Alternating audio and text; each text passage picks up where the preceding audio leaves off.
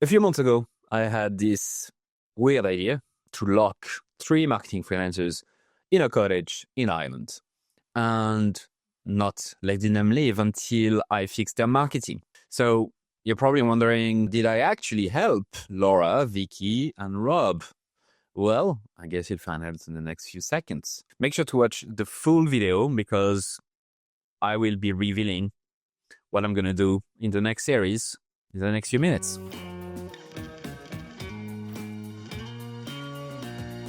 I think I just look back and think I was building something that I thought I wanted and I really didn't. And I was really struggling to see like why it wasn't working. Yeah, like I was looking for permission. I think I was looking for someone to be like, you can just do something else. And I don't know why I couldn't do that for myself, but that's where I felt, yeah, that's what I felt I needed to hear. So you were doing what you thought others expected you to do, in a sense. Yeah, I think I'd built like website offers that were just because, this is what I'd seen someone else do, or like this is what you should include, this is how it should work, this is how you should put yourself. A lot of maybe should, so a lot of kind of like if the or like this, when this happens, then it'll all be okay, and then I'll enjoy it. Or if I just get this one client, then it's all going to change everything. And yeah, just realize at that point, I just was wanting someone to be like, you just don't have to carry on pushing this. I was, as always, massively overwhelmed and really struggling to focus on, well, one thing, well, even like less than 5 things, really. So I was trying to do all of the things at once, doing none of them very well, and was really fallen out of love with, not with my business, because I love that, but I'd really fallen out of love with kind of creating content and actually marketing it, because it just all bored me. And yeah, I don't know, I was fed up with the state of online marketing as well, and just, it's really hard not to get sucked into what everybody else is kind of chatting about. And if I heard one more post about M dashes, I was going to set fire to everything. So Yeah, we don't want arson. Yeah, no arson. So that's kind of where I was. I was very frustrated and overwhelmed. Another thing you had said was you wanted to scale the business or spend a bit less time on it for like more rewards, should I say? Yes. So one of the things I just find exhausting, and everybody finds it tiring. I'm not particularly special, but launching things, doing launches, I really hate them. I get myself into writers, and I just end up spending a lot of time doing that kind of thing when I would much rather be spending time working on things that I love, which is clients, and also writing for myself as well, because that was one of the frustrations, was that I just didn't have time to do the things that I wanted to do outside of work. It's like, I don't want to none of us are just work machines, right? We've got lives. So I kind of wanted all that to change as well. You were talking about seeing your business as a sinking ship. Ship. Sinking ship. Sheep? No, ships. Sheep is way more interesting. Yeah, no. Yeah, I mean, it's a little bit jarring for me to hear that. Like, I forget even saying that. I watched I don't even remember saying that phrasing, but I obviously did, and it's a little bit jarring for me to hear that, because it just goes to show you where my mindset was at, because I feel very, very different about it now. So, but it did feel that way. It did. It kind of felt like, what am I doing? It's a bit of a black hole kind of thing, like just the way the scaremongering around AI and everything I've spent 5 years trying to learn in terms of copy is now just virtually useless. So I kind of was in that headspace. But I'll be completely honest, I was going back to teaching. Applied for a teaching job, went for the interview, got the job. Oh, wow. And seeing what they were offering salary-wise, and then said, are you fucking kidding me? Like, I zoomed in and went, are you fucking kidding me?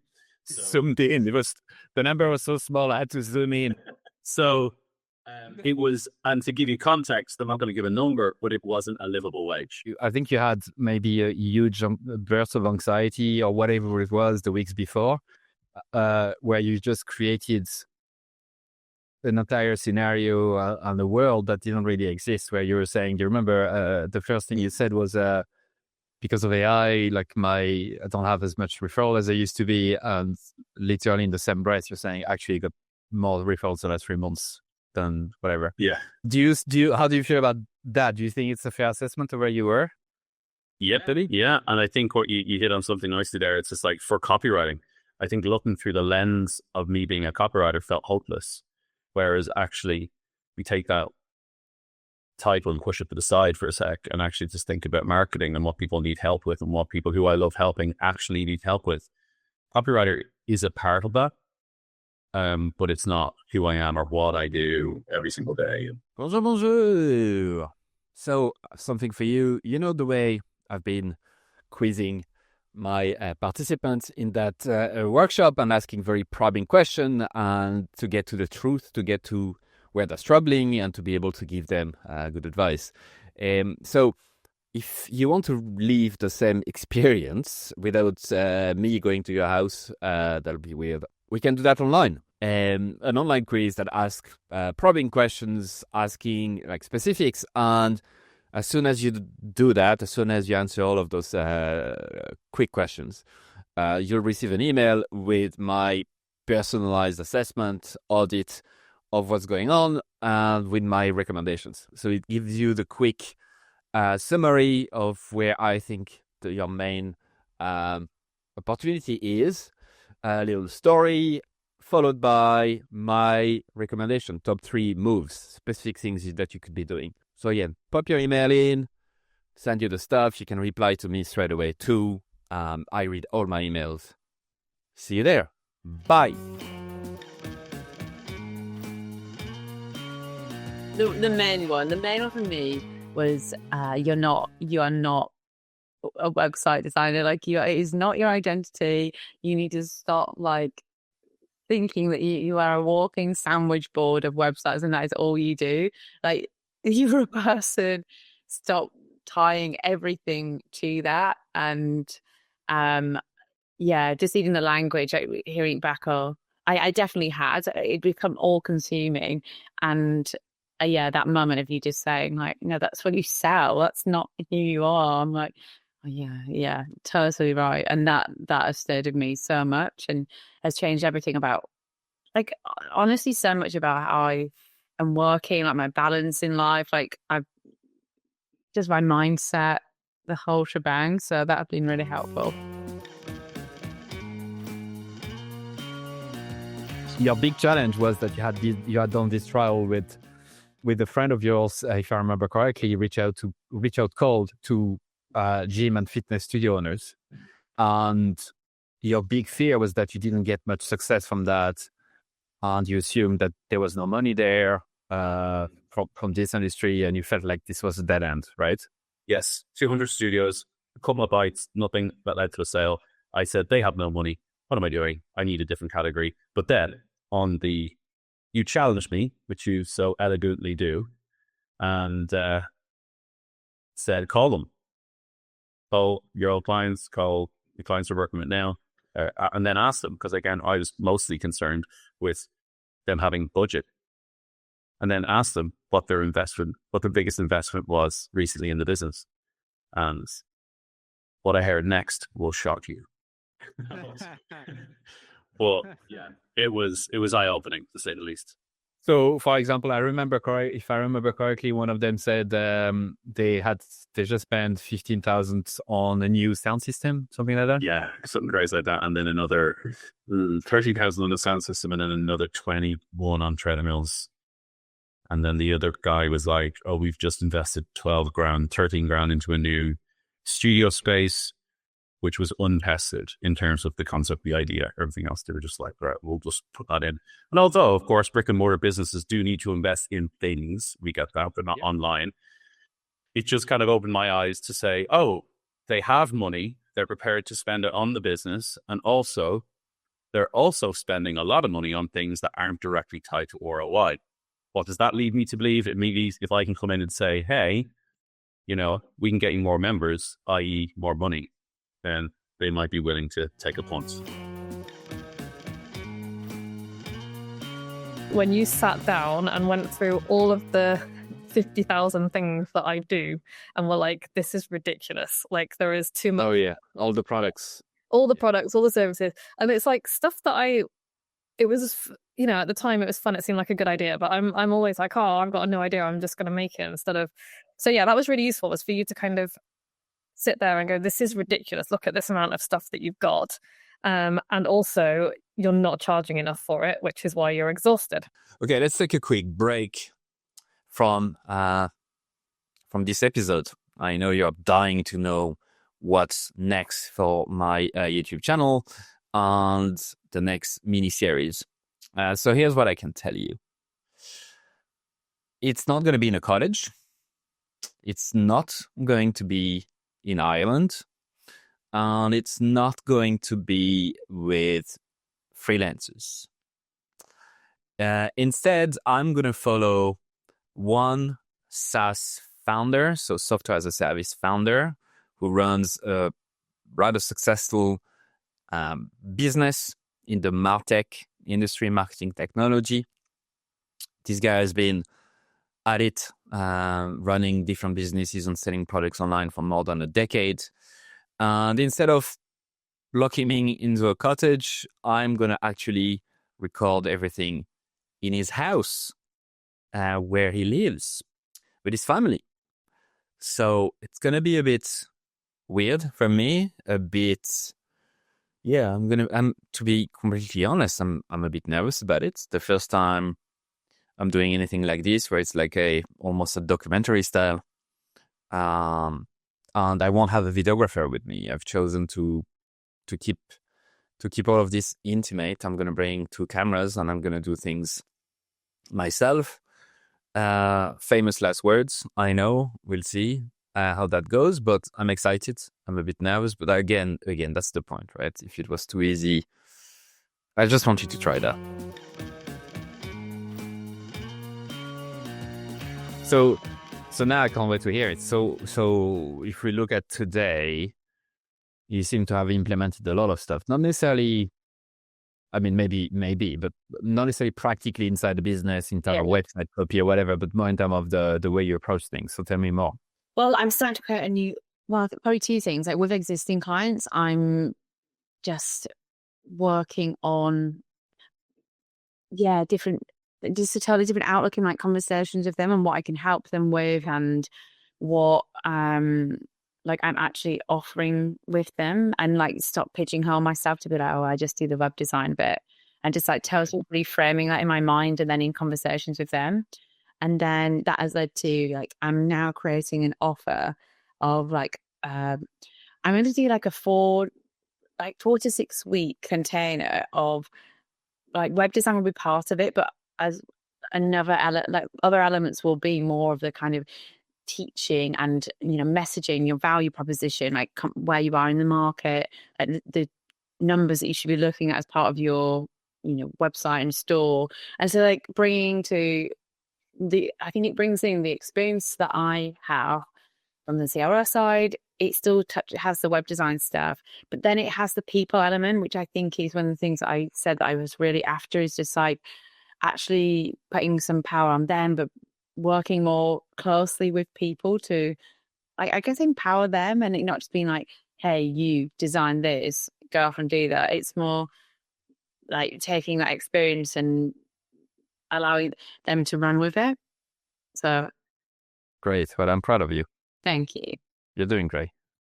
Thanks, Lou. Well, I'm the fitness marketing guy now. That's who I am. That's what I do. And I mean, in terms of the messaging, it's just like I help gym and studio owners hit record once without paid ads. More members, less bullshit. That's the whole thing, messaging and all that. Nice. I love it. So there's 2 things to unpack. There's the fitness marketing guy, and then there is the segment like the gym and fitness studio owners. So starting with the fitness marketing guy. So we had this discussion during the workshop where copywriting was out of the question because, as you said, those people don't call it copywriting, and they call it marketing. I need help with marketing, right?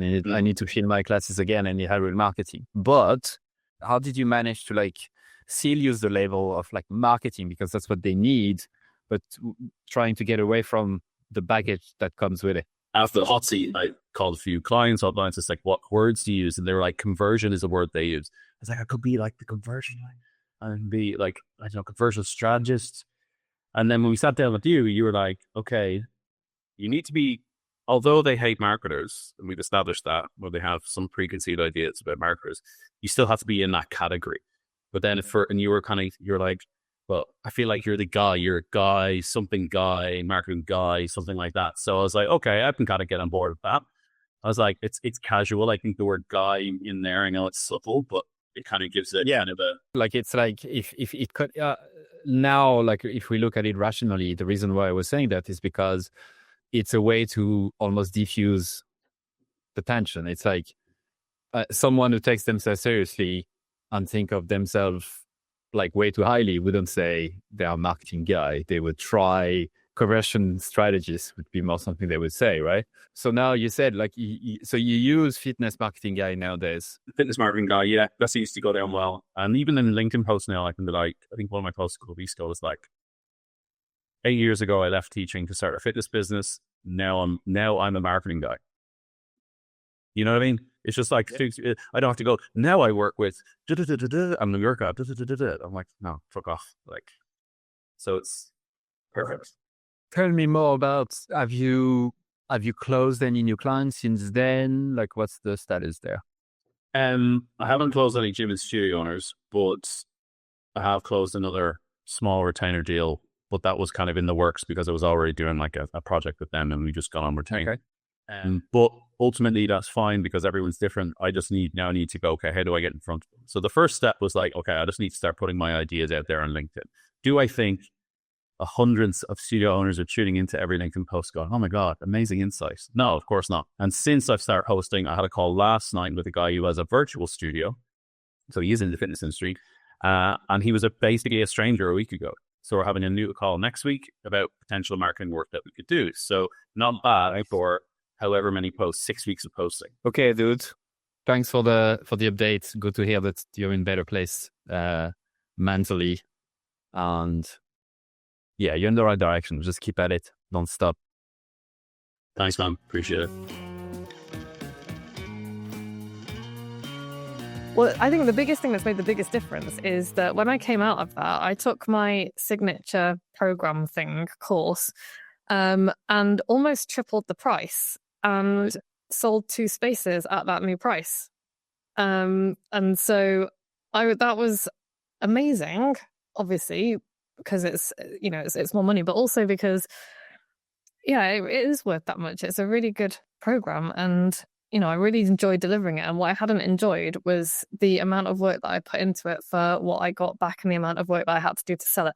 So that has been kind of the biggest thing was that simplification of all of my products and services, which I am you won't see it reflected in many places yet because I'm kind of working through putting it in the background, but I've stopped selling the stuff that was just exhausting and the stuff that didn't need to be there. And it's just made a huge difference. So apart from that, the pricing thing, which is the biggest change for you based on what we worked on, what else can you think about? Is there anything else, even small changes that you've implemented based on what we talked about? Yeah. What I'm writing about, basically. So it was really helpful to go through some of the, I think we talked about them as content pillars, what I needed to be talking about and the types of things I needed to be addressing because I don't always do that. Because I get bored of stuff and I'm like, I'm going to write about this thing today. So that was really helpful, was to kind of have this, this stronger understanding of who I'm writing for and who I want to bring into my world and at what point, because that has helped me really focus on, well, what am I going to say and why am I saying it? And has helped me to make that a little bit fresher, which makes it more fun to write, obviously. So that's been really cool as well. And because I remember when we were talking about it there, you hadn't you couldn't think of something you had written in the last few months that was for the actual people that you're serving, which are like neurodivergent business owners, or people who have something to say, etc., right? So have you done that since then? Yeah, I think so. I'm still, because I was kind of deep in the launch and now I'm delivering Microbook Magic, I'm still a little bit short on time. But one of the things that I'm planning on doing over December and January is really kind of spending a bit of time thinking about what I want to write and who to and why. But yeah, I definitely have been doing more than that. More of that in the last few weeks since Do Leak. All of it together has just made me much more determined to get more visible, because I'm really sick of being like a best kept secret. I'm sick of like not being the person who people think of when it's like nonfiction books. So I am pitching at least 2 or 3 speaking gigs and podcasts every week. I'm getting through them as well. Like I've got speaking spots in a couple of places. So that's been really awesome as well, because I love being on a stage. So why am I not doing more of that now that I know what I'm saying? So yeah. I love it. Thank you for being amazing and inviting me to such a cool retreat. And I'm just so glad that I met Rob and Laura as well, because they're great. You're so welcome, girl. Okay. Have a good day. Bye. Au revoir. And that's it. That's a wrap for this first mini-series on my YouTube channel, the Cottage mini-series, as some of you have called it. I want to thank Rob, Laura, and Vicky from the bottom of my heart to actually be ready to play that game, to go in that cottage not knowing what would really happen, to be so real and authentic and honest about the struggles they've been facing. That made my job much, much easier.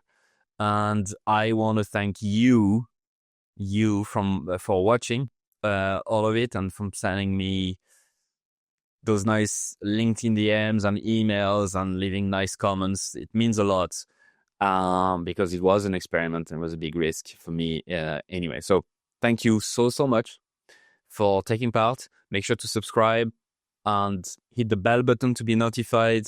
Look at me, I'm a real YouTuber. When the next mini-series is going to drop. And again, I'm going to follow this SaaS founder around and obviously do a lot of marketing stuff and exercises, but also get to know him on a more personal level. All right, I'll see you then. Bye.